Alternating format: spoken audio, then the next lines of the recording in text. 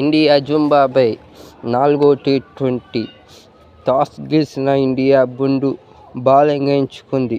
Batting వచ్చిన Zimbabwe బ్యాట్స్మెన్లు ఇద్దరు ముగ్గురు తప్ప ఇంకెవరూ ఆడలేదు.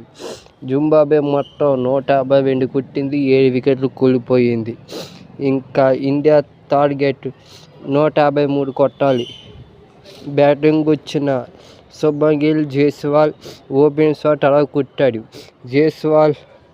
గిల్ 58 రన్స్ కొట్టాడు 39 బాల్లో.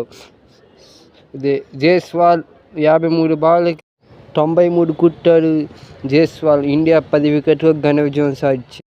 ఈ సిరీస్ని 3-1కి ఇండియా సాధించింది. ఇంకా 5వ టీ20 ఈరోజు సాయంకాలం ఉంది.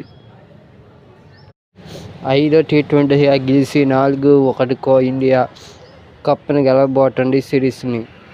ఇంకా ఇండియా శ్రీలంక పర్యటనకి వెళ్ళబోతోంది.